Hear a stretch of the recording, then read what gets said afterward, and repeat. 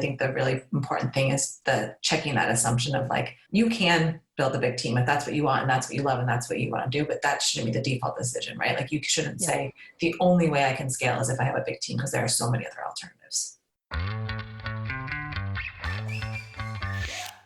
Every decision you make in one area of your business affects other areas of your business.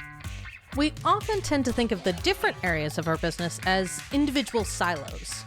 Marketing, finance, operations, our team. We view them as each being inside their own box. But in actuality, business doesn't really work that way. It's an ecosystem.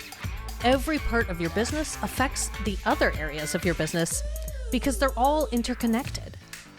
The decisions you make about the kind of business model you have affect how you market your business.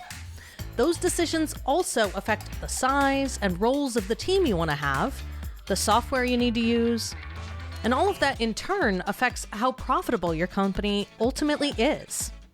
And you could turn it right back around the other way. Maybe you have a vision about the size of company you want to run. Maybe you don't want a team. Well, that decision affects the kinds of products and services you can offer, the business model that fits you best, the software you need to use, because it's all connected.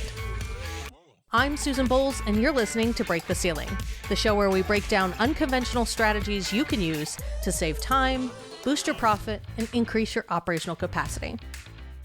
So, if all the parts of your business are interconnected, and the decisions you make in one area of your business affect the other areas of your business, that means the quality of your decisions matter even more. And this is the reason you'll always hear me emphasizing considering both your values and your data, because they both need to come into play in order for you to make the right decisions for you. Each decision you make in your business is like stacking a brick onto the foundation of your business. You're building what your business really is, one decision, one brick at a time. So it's important that they move you towards both a healthy, sustainable business and one that you want to run. If you've listened to this show for any length of time, you've probably heard me talk about default decisions. This idea that sometimes the decisions we make in our business happen by default, either because we didn't know there was an alternative, or we didn't realize we were making a choice, or because our choices seem to be limited based on our experience or our industry. And the reason I talk about default decisions so much is because of this idea that our decisions matter. The choices we make in our business matter. They impact not just the business we end up building, but how well it runs, how much we like running it, and whether or not it's sustainable.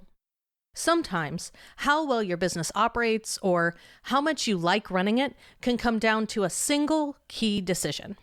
Something like choosing to package your services, or shifting to a retainer model, or even starting to take credit cards can have a huge impact. And that's why I want you to be making choices consciously, not by default, because they matter. So, today, we're going to talk more about this idea of default decisions and how the decisions you make in one area of your business affect all those other areas. My guest today is Ashley Gartland.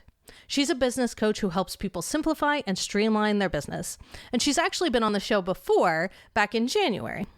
Now, Ashley and I have a lot of the same beliefs and values when it comes to running businesses. We both have very small teams. We really value systems. And we do our best to operate as efficiently and effectively as possible. Ashley and I decided we wanted to have a conversation about this idea of default decisions and how we each saw the concept play out in our own businesses and in our work with clients. So we decided to invite our audiences and have a live conversation about it. So today's episode is a little bit different format than normal and slightly longer than a normal episode. Ashley and I each brought a few examples from our work where we've seen business owners get tripped up with default decisions. So it's not really an interview as much as you getting to listen in on our conversation around this idea. I am really passionate about examining kind of the choices that you are making in your business, because really when you understand why you're making choices, that enables you to potentially decide to make a different choice. So default decisions are really the choices you are making in your business that maybe you don't notice that you're making. So they come from kind of your preconceived notions about how your business should run. So we all come into business with experience, either from the industry we came in from, or other experience, or just our beliefs in general. And they can really color our view of what you're supposed to do, how you set up your business, what your business model is. All of those kind of come from a place of our experience. And oftentimes we don't realize that those are the choices that we're making because we don't really know anything different. So if you ask yourself kind of, why are you making a specific choice? Why did you do what you did? Why did you pick your software? Why did you pick your business model? Why are you operating the way that you're operating? And if you ask yourself why, and your answer is, well, I don't know, or because we've always done it that way, or because that's just how our industry operates, that's a really good indication that the choice was made by default. It was something that you just kind of assumed was supposed to be the way that it is. So these default decisions really can affect pretty much every area of your business. They affect your business model. They affect how easy it is for your business to operate. And I have a really good example of this. So a few years ago, I was doing a software implementation with a digital marketing agency. So we were implementing a project management tool that connected to their finances. We kept running into an issue because they were calculating their margin kind of weird. They weren't doing it in a way like traditional computer systems expect you to calculate margin. And so we were having to create all of these weird custom workarounds, maybe so much more expensive. And when I asked them, why are you doing it this way? What's behind this choice? The answer was that one of the founders actually came out of the television industry, and that this is how they had calculated ad rates in the television industry. Now, they were in a digital advertising firm. They had nothing to do with TV advertising, but because one of the founders came from this specific industry, and that's how they did it in the industry, that's just how they decided to do it in their business now, even though totally unrelated fields. But that decision was causing them such a huge headache. We were spending more money on fancier software. They had more operations people than they needed because they couldn't automate it. They couldn't take advantage of the computer systems and all of the automation that comes with that.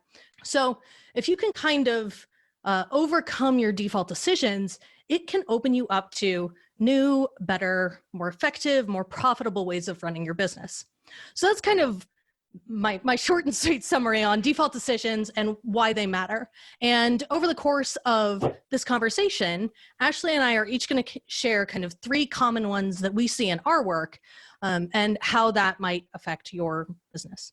So Ashley, you want to kick us off? Yeah, I just want to say one more thing about kind of the definition too. I just want to really bring this point home for people, is that when you're making default decisions, it can be so limiting, and yet you don't even know that you're not operating from a place of possibility in your business. So I see so many people struggling with their services and I'm not really liking them, and I don't like how my business is running, or struggling with the amount of hours that they're working, or thinking they have to use certain tools and systems they really don't have to use.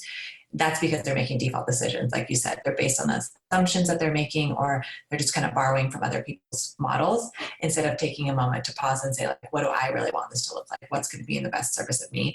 And when you do that, you start making your decisions from a place of discernment. That's where you get to build a business that fits you, that gets the results you want, that scales smart, that allows you to work less. And that's why I'm so excited about this conversation. So fired up what we're going to be sharing here. So yes, so like Susan said, we're each going to be sharing 3 common ones that we see. There are certainly more, but these are the kind of the big points that we wanted to touch on. So I'm going to kick things off with the first one, which was assuming that the cookie cutter business model in your industry is your only option, or the industry standard is your only option. And what I want to say first there is this is really normal. If you're getting into the online space, or you're getting into business for the first time, it's really normal for you to take a look around and say, okay, what else is going on here? Like, what are people doing? How are they delivering the service? How are they working with people? And to kind of build your first packages from that, from kind of borrowing from what's working for other people. But there comes a point where you are going to want to take a look at those and refine them and streamline them and make sure that they fit the way that you want to work and the way that you want to live, to like make sure that those services actually fit your life. So when we are just borrowing from other people, we're kind of negating that fact. And what I like to do when I'm doing work to help people streamline their services and design them in a way that suits their life is really start from a place of possibility and start by asking some questions. So I actually like to start with the life stuff first, because that's totally my jam. And I like to ask, like, what are your lifestyle goals? Like, how much do you want to be working? How much time off do you want to have? How do you like to work? Like, do you like to work with people in a deep dive, or do you like to work with people for a year and have that like deep immersive partnership? Again, we really start to think through those things, because the sky's the limit and it really has to be about figuring out how they want to work. So we ask those questions about lifestyle, about hours worked, about the way they like to work. I definitely have a revenue conversation here. We want to make sure that their services are matching and the pricing is matching their revenue goals. And I like to ask about client experience. Like, what do they think is going to give their clients the best experience and results? And what's really fun here is how often I see people all of a sudden saying, the industry standard is kind of broken. That model, I can see how it's not working for people, and I want to try something different. And that's where some real like innovation and fun services come out. So a couple of examples just to kind of make this really tangible for you guys. I think coaching is such a great example, because you can be a business coach, a finance coach, a health coach. And what's really common there is for people to get started and they're like, I'm going to do one-on-one, or I'm going to do groups. And those are the only two things that they can really see as possibilities. They can't see that they could do those things in a really different way. They could do one-on-one, or they could do groups in a really different way. Or they might break into some really kind of untapped areas like doing coaching intensives or doing Voxer coaching, which is something I've experimented with. I've seen other coaches do masterminds completely by email, which is like completely thinking outside the box. And then there's all these hybrid models. So I think when you like get locked into this idea of first I do one-on-one and then I scale with groups, and this is the only way it can look, you end up building a business that's a match for someone else, but not you. When you ask yourself, how do I want to work? You start to see that you can bring in some of these other types of services or shift to some of those types of services and get to a really good place. So that was one example I wanted to share. Second example, I work with a lot of copywriters just because that was my initial business, was in the freelance writing world and copywriting world. And what I see there is that done for you is the go-to. They're like, people need help with writing, and the only way I can help them is to just take it off their plate and do it for them. And that can certainly work. And if that's your cup of tea, then that makes sense to go that path. But what I see with a lot of my clients is they're like, I'm a really great coach, or I'm a really great teacher. And so it makes more sense for them to come up with a course or a group program. Or I have a client right now who's just killing it doing copy coaching, where she's doing coaching intensives with people to teach them how to write great sales copy, or she's doing long-term partnerships to help them and mentor them to write their own sales copy. So that's working amazing for her. I have another client who's doing a productized service that allows her to do copy very tight and efficient way, so she can work with a lot of clients in less time, and that's been phenomenal for her. So hopefully that you guys' brains turning. I think what's really important here is if you're like, my services are okay, or my services are like, I'm not loving them right now, is to go back to that question and be like, what am I assuming here that I have to do? And if I took those assumptions away, what are the possibilities here for me to explore? So Susan, do you want to add anything there? I know you do a lot with business models too. I think the real key that I see folks stumble on here is there's an element of like giving yourself permission to do things differently. A lot of our notions are based off of either what we see people doing, but a lot of it is just saying, hey, this is my business. I get to pick what it looks like, and giving yourself permission to be creative and to literally think of something that nobody else has thought of yet. There's no encourage you to look for business models outside of your industry. Yes. A lot of the times there's a lot of competitive advantage in taking a industry standard business model in one industry and applying it to a new industry where that was never a thing. There's a lot of power there. So take your sources of kind of inspiration from everywhere. Don't feel like you're limited to your industry, your niche. Yeah, I just saw a brilliant business model last night. We're redoing our backyard, so we're looking at landscaping services, and I found someone who had beautifully figured out how to do it virtually, like had taken the virtual model from so many online businesses, was like, I'm going to apply it to the landscape industry. And I was like, this is brilliant. And there's no way they came up with that by looking at what other landscape architects were doing. Yeah, similarly, I just saw a photographer that is offering online photo shoots. Like literally you can do family photo shoots, brand photo shoots, and they do it using like your phone and a photographer on the other end, like talking you through the shots, and then they edit it. And it was just totally out of the box kind of ideas where you're applying these new concepts and can create like really a competitive advantage because you're the only one doing that. Yeah, especially right now, right? When people want to do brand shoots, they can't. Like, I'm sure that that probably creativity came from the constraints of this time. So I love that. Yes, I love constraints. Constraints are great. Very good for creativity. Okay, so the next one I kind of want to talk about is this notion that time and materials or billing by the hour is either the best way or the only way to go. So a lot of my work with clients has to do with their finances, because, well, that's pretty much, that's one of the main things that we work on.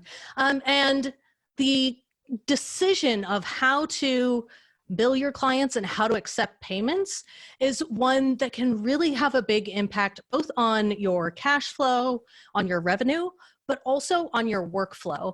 And this is one where I see a lot of folks get tripped up thinking that there are no other options. They have to bill hourly because that's what the industry expects, or that's what their clients expect, and that's the only way to go.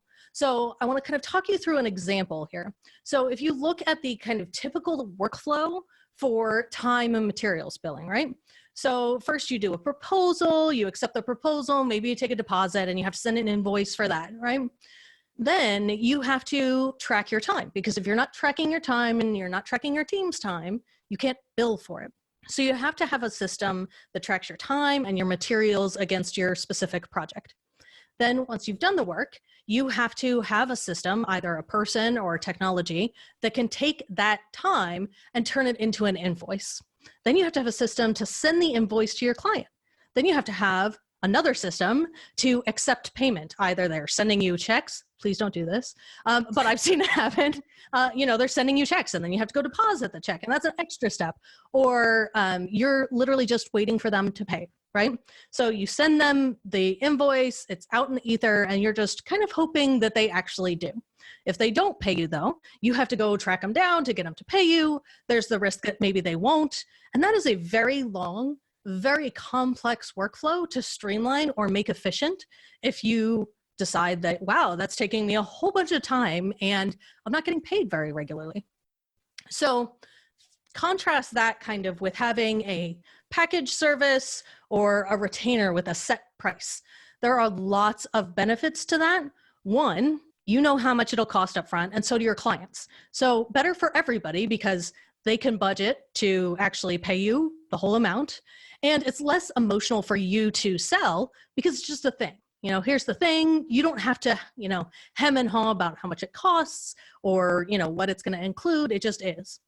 But because that sort of package allows you to know upfront how much it's going to cost, that is a totally different workflow. Because if you do upfront or like recurring automatic billing, the workflow kind of goes like this. Here's the thing. They buy it. They pay you, and they either pay you upfront or they sign up for automatic payments that just kind of happen. And that's literally the entire workflow, contrasted to that really big, long, complicated workflow. And so you've really short-circuited a lot of your administration by making one really simple tweak to say, I'm not going to bill by time and materials. I'm going to bill upfront or automatically. And not only does it streamline your operations, but it also actually improves your cash flow because they are going to pay you on automatic payment, or they're going to pay you before you do the work. So it eliminates a lot of the risk, a lot of the headache, and also allows you to manage your cash flow. So this is a default decision that I see so many of my clients making that is an easy swap for them that has huge impacts on actually really every area of their operations and finances. Yeah, Susan, when you talk about, I think that I'm so on board with this. Like, this is how I run my business. This is how I see people being so successful with theirs, is moving to like the retainer model or kind of productized services or packages. But I think the hesitancy for people is like, oh my gosh, then I could end up working twice as much. I have not found that to be true at all, but I think they're like, the concern there is if I go on retainer, I'm going to be overworking myself. Have you heard that from your clients? Oh, sure. Absolutely. There's always a ton of hesitancy around this. And there are kind of two different directions that you can go. One, you go with a retainer with very firm boundaries. This is what's in scope. This is what's out of scope. If you do this, that'll be extra.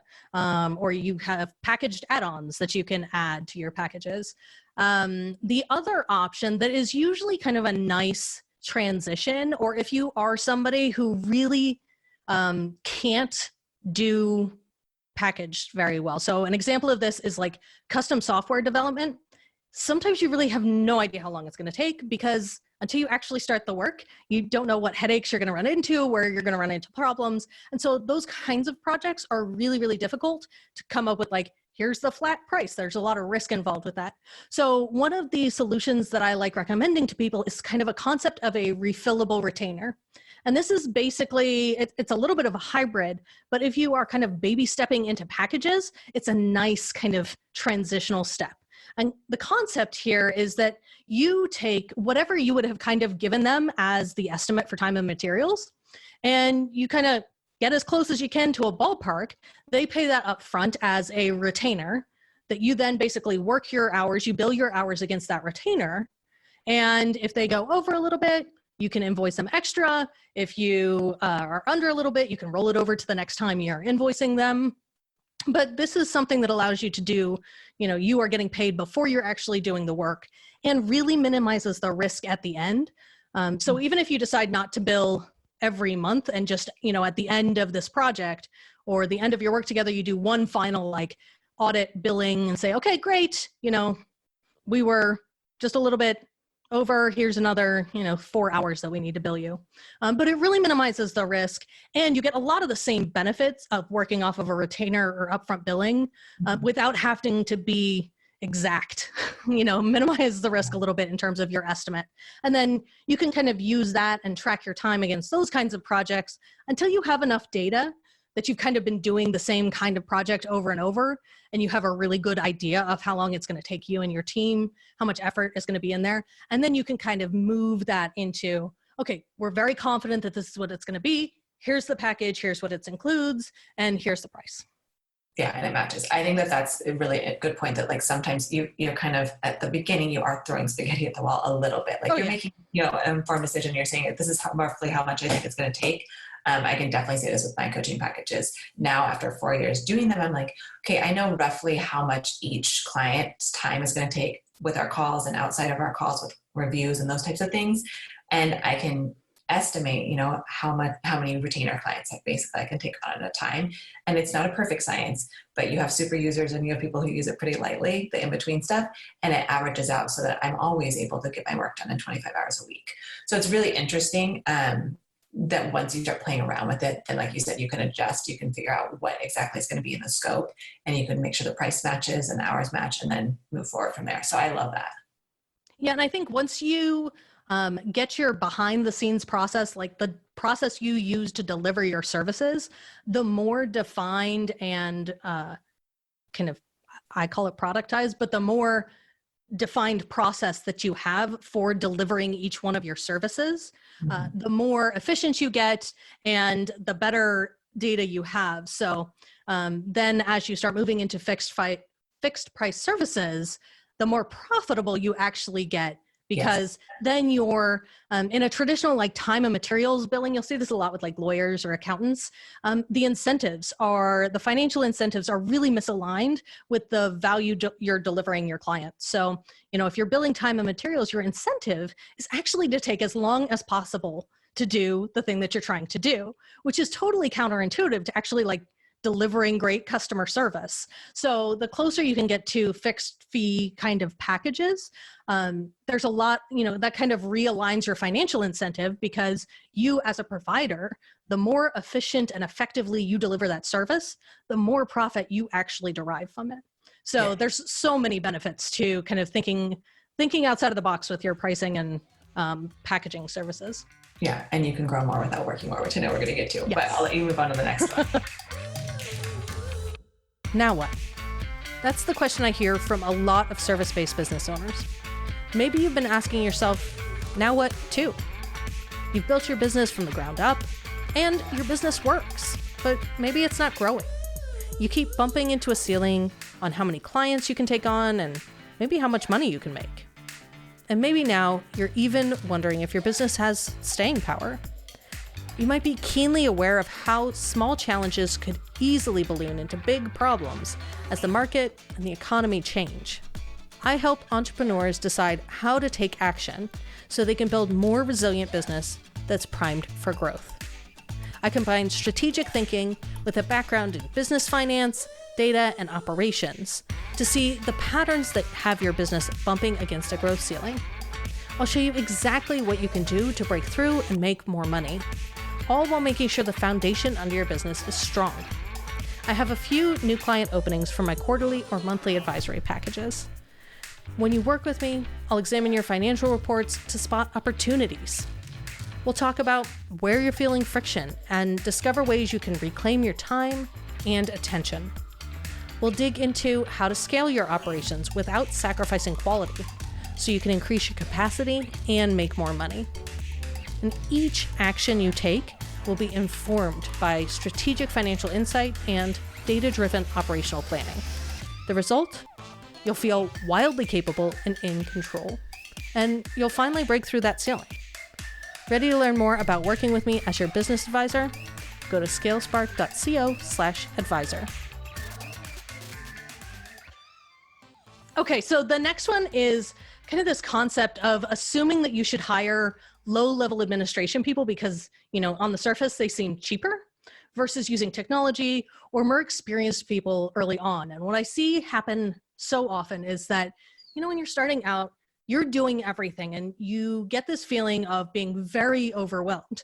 And oftentimes the common kind of wisdom is, oh, you just need to hire people, right? And that's always the first trigger people tell you to pull is, oh, you're overwhelmed, you're too busy, just go hire somebody. But the reality is that hiring is really expensive. It is usually one of the biggest costs in any business is actually their team. And it's really, really hard to cut if you need to. So, especially in this current scenario, if you had overhired, it's really, really hard to look somebody in the face on your team and say, I can't afford to pay you anymore. Because once you hire, other people are depending on you to provide for their families or to pay their house bill. And it is very difficult for anyone to look somebody in the eye and say, I can't pay you. I have to fire you. So I always recommend that hiring is actually, to me, is kind of the trigger of last resort because it's really hard to undo once you pull that trigger. But the other aspect is that, unless you are actually prepared as a founder in terms of your team management and with relatively defined processes behind the scenes, if you haven't gotten kind of all the stuff about how you run your business that's in your head, if you haven't gotten that out of your head into something, it can actually cause a bigger headache and more overwhelm when you hire somebody, because then you have to worry about finding the right person, which takes time. You have to interview them or do test projects. You have to train them so that they're effective. And that all takes a big chunk of your time. So on the surface, hiring isn't necessarily the best trigger. Using technology as an option, especially at the beginning of your business, is really cheap and also super easy to cut if you need to. The software system out there is not going to have their feelings hurt because you're like, yo, I can't pay for you anymore. They're used to that. That's their business model. So in the long run, if you spend some time at the beginning using technology to automate things that there's a lot of parts of the operation and administration of your business that technology is great at. Setting up client folders when clients start with you, or a lot of the accounting and invoicing process is a good example as well. That means that not only do you not have to do it, so it takes that off your plate, and later on when you do decide to hire, nobody else ever has to do that, and the people that you hire can spend time doing much more valuable work. So the other aspect of this is that when you do hire, especially at the beginning, there's real value with hiring very experienced people, especially if you are new to business or a new business owner. Sometimes you don't know what you don't know. And hiring, even if it's just for like an outsourced or working with contractors, those people, if you are hiring them for a specific thing, that's all they do. They are really, really, really good at it. And they know all of the, places where most people get tripped up. So you don't have to train them. They can actually start training you. So you understand what they're doing, you understand that part of your business, and you didn't have to go bootstrap it. So if you hire very experienced people at the beginning, you don't have to manage them. Two, they'll actually train you a little bit. And so you get the kind of dual benefit of getting the best bang for the buck, because you are literally taking advantage of somebody who is the best at doing that thing that you hired them to do. And you don't have to have that whole management headache. So an example of this is kind of, so I have one of my clients, he is a public speaker and he teaches courses, and I think his revenue is somewhere in like $750,000 a year. But he went with the strategy of, he actually didn't hire any employees, and he hired very, very experienced people and let them do their job. So his team actually consists of him as the CEO. He has a COO kind of person who actually runs his operations. He works with me as his CFO. And then he has like 2 contractors that help him write content. And that's it. He has a very, very lean team and very effective at doing what they're supposed to be doing, because everybody's coming from a place of expertise. So it can be very, very effective, especially at getting you a lot of traction very early on.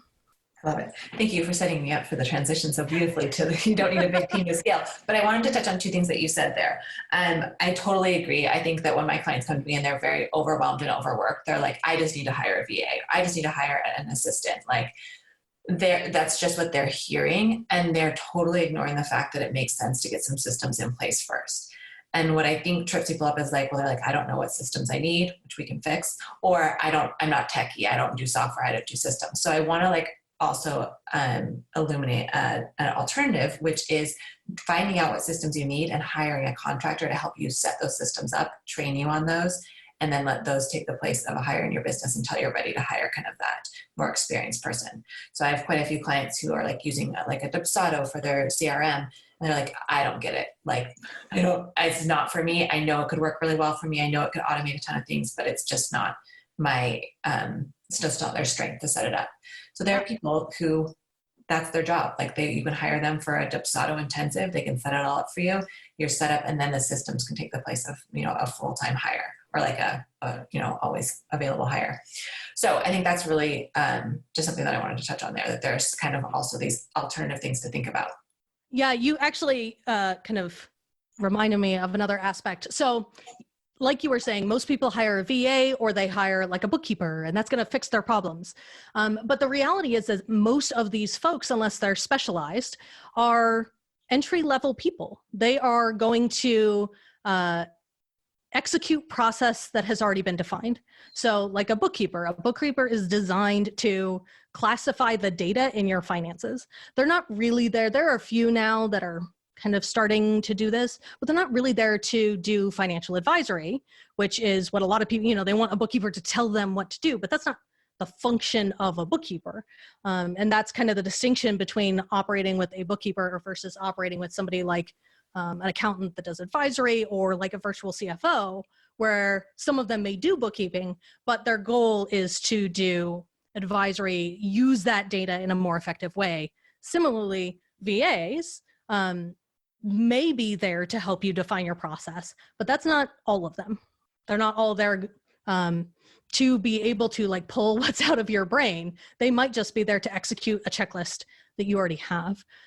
So think through kind of that level of expertise versus, like Ashley was saying, somebody who is experienced in a particular system or experienced with helping you select the right system. That to me is an example of somebody who is an expert that you get a lot of value out of hiring an expert, get your systems, get your foundations and your processes set up.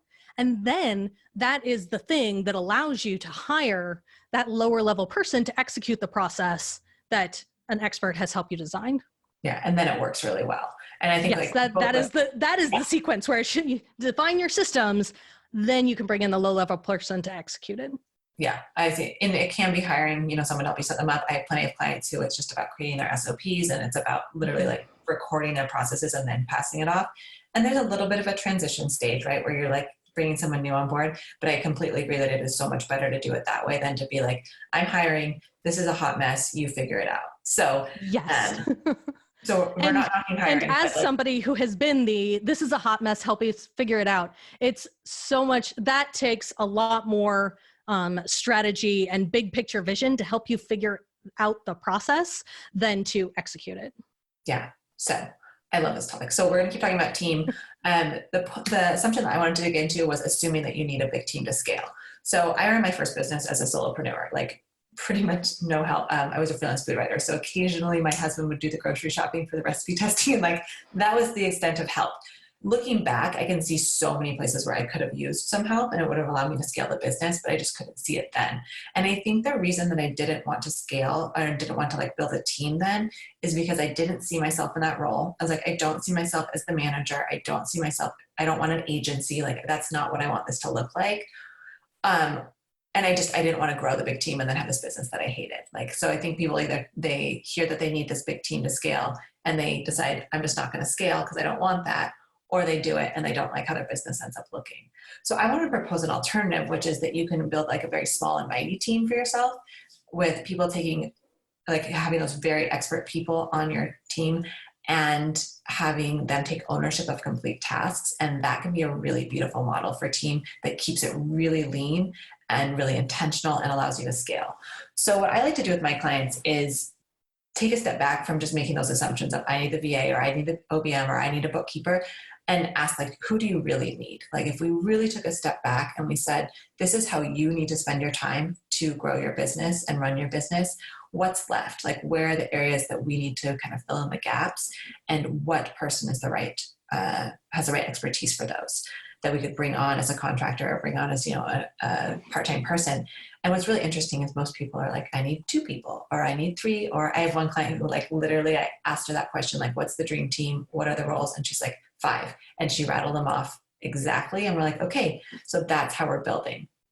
So I think it's just really good to take a step back and ask yourself those questions. The first part of that is really getting clear on your role and like what your, like the people at Clockwork would call it, like your queen bee role or your zone of genius. Like there's all these labels for it. I really think about like, what are the things that I need to be freeing up my time to do that are going to serve my clients and grow my business. So for me, that's content, like producing content, that's doing the client work, and that's doing collaborations like these. Like that's the 3 areas that I need, which means that all the other areas of my business are places that I can actually bring on experts as contractors or as a team to fill in those gaps again. So like for that example, the client who wanted 5, to kind of make this more tangible for you guys, she runs a bookkeeping agency, she's like an accounting firm, and she wants it to be really small. Like she could scale this thing incredibly, and she probably will over time. But right now she's like, it's a team of 5. These are the only services. Like this is what we want, small and lean. So she needs a bookkeeper. She needs someone to handle taxes. She needs an admin ops person. She needs a marketing lead, and then she needs herself. And that's it. Like that's something that she's grown into. This wasn't the team that she had in like the 2nd month. This is the team that she has in year 2. And what this is allowing her to do is go from like the low 6 figures to multi 6 figures in her business without working more, without becoming the manager, and like just doing the things that she really loves doing and letting other people use their expertise and do the things that they love doing. And the business is running like this beautiful, well-oiled machine. So that's one example.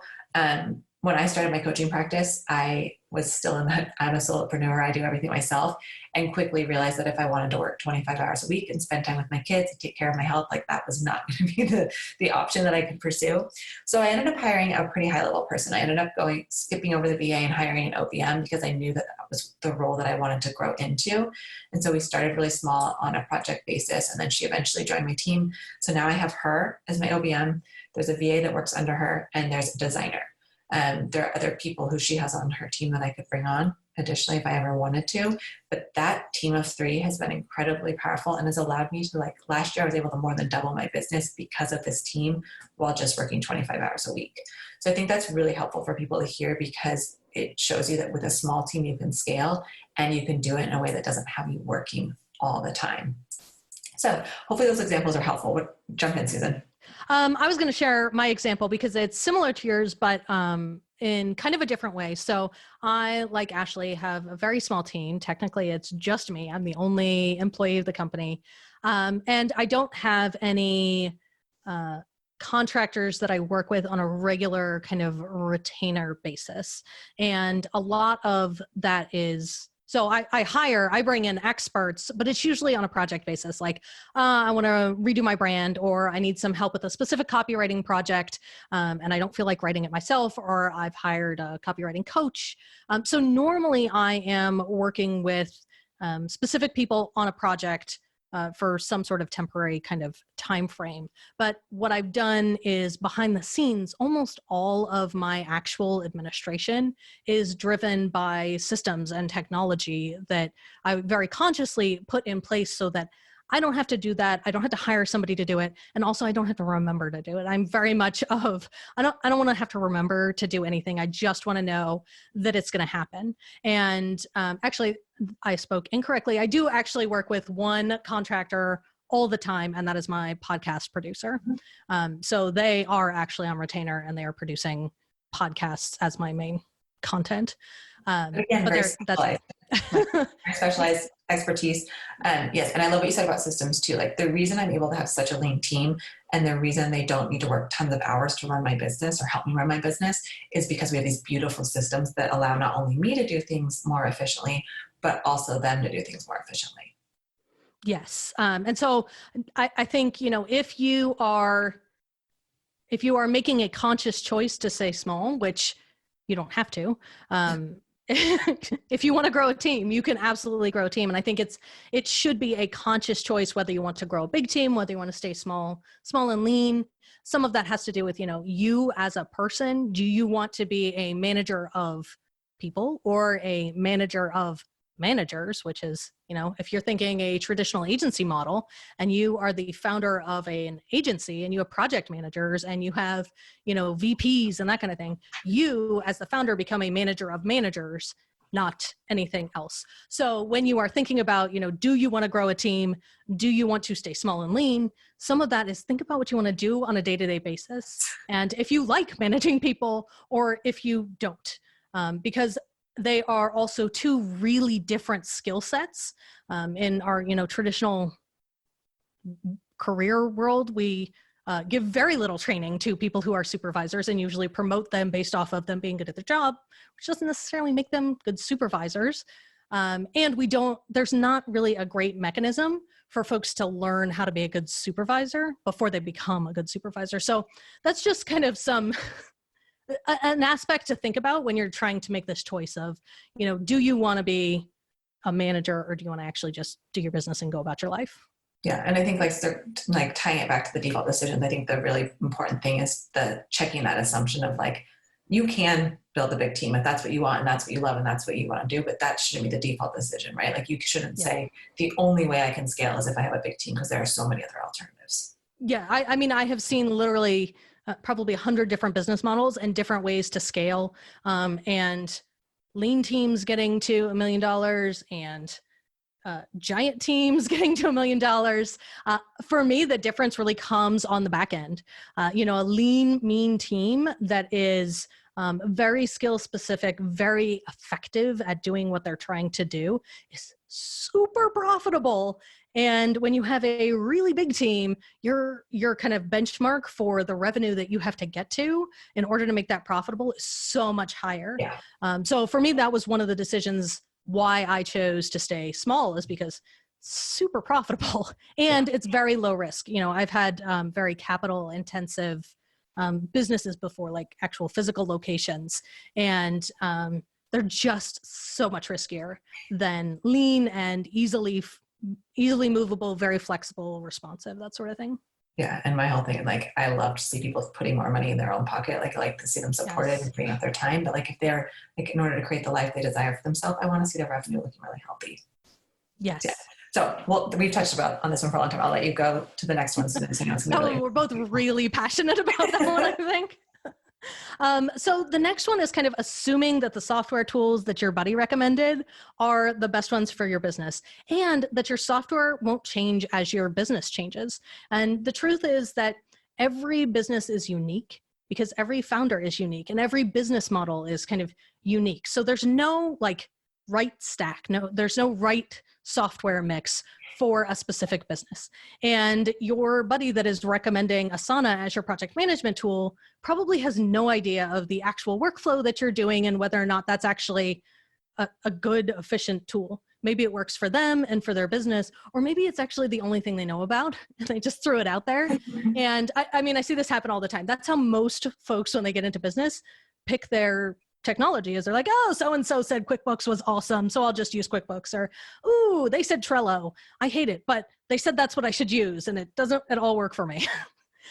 So really, you need to think about your software as an ecosystem. It's all there designed to be a foundation of your business, particularly in online business. Usually team is the number one expense and software is the number two expense if they are working remotely. But it's there to support your business, to support your workflow, but it also needs to be customized to your workflow and your business, and really how your brain works, how your team works. All of that should go into kind of the software that you're picking for your business. So when most folks kind of, oh, just pick that one and then slap it on here, and then they get really frustrated when their software is just kind of a tangled mess of Christmas tree lights. And as your business changes, as your business model evolves, maybe you bring in a new revenue stream that requires new technology to administrate. But a good rule of thumb is that kind of every time your team triples in size, your operations will change. So that doesn't necessarily mean that your systems have to. If you pick really flexible systems at the beginning, sometimes they can flex. That's kind of a general rule of thumb that I see that works. So, when you are just a one-person shop, you can get away with really, really simple tools because you don't have to tell anybody. Most of the stuff that you need to remember is actually in your head. You might be able to get away with Asana because it's just a reminder. But when you start expanding your team into like 2 or 3 people, you then have to communicate what's going on with other people. You have to get what's in your head out of your head into something that they can actually execute.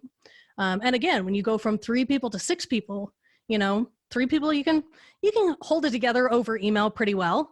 But when you go to 6 people, keeping everybody in the loop is a totally different game changer. So just think about that as your business evolves, your systems are going to evolve as well. And they should. And that, your buddy who doesn't have a business who told you about this tool, maybe not the best person to actually recommend something that is a conscious best choice for your business. Yeah. So and I also want to say that one thing that I see with people here is that they have systems that work really well for their business, and then they hear about something else and they assume that it must be so much better. And so they will spend like 3 weeks setting up new systems in their business without even needing to, for maybe like a micro improvement. So I think that yes, you should check your systems, and yes, you should, like, as you grow your team or as your business model becomes more complex, like you should check and make sure that the systems are matched. But also you should make sure that you're not doing like systems fondling, like I got to go jump to the next thing and call that procrastinating. Yes. And and I see my clients do it so often because I think I attract to like a lot of like type A, I love organization, I love systems and tools type people. And I'm always like, let's make sure that it's a good match before you waste your time switching. Like you're really going to see the benefit. So I think that's the other assumption to check when it comes to systems and tools is just because I see this bright, shiny object over here, is it really necessary? And is it really going to improve my operational capacity and my efficiency in my business to move forward? And if it is, then it's not a default decision. That's like discernment, right? And intention. Yes, it's actually, then it's not, a conscious choice. Yes, exactly. And if it's not, then you get to stay where you're at and save those, all that headache of moving things. And I say this as someone who, last year when my business really saw a jump in revenue and the team changed a little bit, we needed to change some systems as they took some more things on for me. And it was a month-long process of moving things. And I'm so happy now that it's through, and it was intentional and it was the best thing to do. But it was a month. And a month is pretty fast to be honest. A month is pretty fast when you're talking about swapping systems. And usually where the benefit comes in is actually, it's pretty incremental. Like you said, if you have a system that is working, oftentimes you're better off trying to work within the system. It's when there's some big glaring, like, oh, this is actually limiting our ability to communicate as a team, or this is literally the reason we can't take on more clients, or we can't serve more people.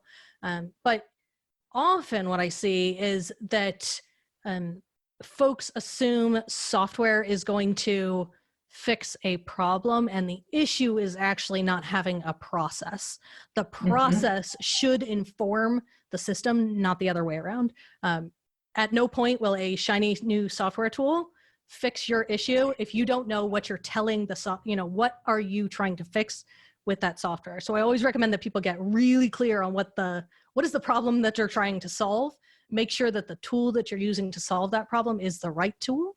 But it should go process, then technology, not the other way around. And and the other one that we were talking about is like when you evaluate your systems, I always kind of recommend that people do a software audit. So kind of run through all of the software that you're using, how much it costs, kind of review them to see if other tools, other functionality has come out in the tools that you're using. So once a year is usually more than sufficient. And usually the purpose of that is just to cancel anything you're not currently using and save some money. Yeah. And also just to like make your business run better, right? Like we did this in December, and what turned out was like I was paying for a tool that wasn't that much. It was like $300 a year or something, but I hated it. My team hated it. And it was costing us money. We moved to 2 free tools that my team loves. Now they handle all the client onboarding using these 2 tools. And I'm saving myself $300 a month. But the bigger like value there is that it's so much more efficient and easier for us to do it. So yes. Okay. Anything else you want to say on this one? No, I could go on forever. We're coming up on time here. So we'll move. So the big assumption, we kind of teased this out at the beginning, was that assuming that you need to grow more, you need to work more. And I think that we've touched on this at different points through this whole conversation, that a lot of times that people are like, I want to scale my business. It's okay. How do I take on more clients? How do I bill more hours? And a lot of times what I see when people are doing that, that's where they come to me and they're like, I am in burnout. I am in overwhelm. I'm overworked. Like this is not working for me. And as someone who wants people to have this business that creates a big, beautiful life for them, like that just doesn't sit well with me. So I always like to start, as you guys have noticed, I like to start with lots of questions. And the question here is like, how could I grow more without working more? And it's really interesting when you give your brain that question, or you enter that conversation with a coach and someone who can reflect back to you, how many interesting solutions can come up there. And sometimes it's about increasing your pricing, right? Like that's the obvious one that comes up, is like, maybe I should just increase my pricing. And oftentimes, or I would say often, some of the times that makes sense. Like I do see people undercharging themselves, and it's like, okay, it would make sense to bump your pricing up, and right there, you've increased your revenue without working more. But often it can also be about changing your business model, or about outsourcing some things that are not profitable uses of your time, so that you can work the same amount of hours, but just use those hours differently. So on the business model front, like that client I was talking about, that's the copywriter, she went from done for you, like pretty standard prices for her done for you copywriting, to a coaching model where she's able to serve more people in her course. So it's more profitable for her. It's not passive income, but it's more profitable. She's doing these coaching intensives, so they're short term and it's more profitable. And she's working with people long term as a coach. And so again, more profitable, but she's working the same hours. She's actually still chosen and made that very conscious decision to keep done for you, but now she's doubled the price on it. So it's at a premium. So she's only doing that with people who are willing to pay the premium to do it. So that's completely changed her revenue potential without requiring her to work more. I think that's a really great example. For me, like I didn't really want to change the business model. I really love the one-on-one work. So the question was, like, what can I delegate? What can I outsource so I can work the same amount of hours, but just use those hours differently?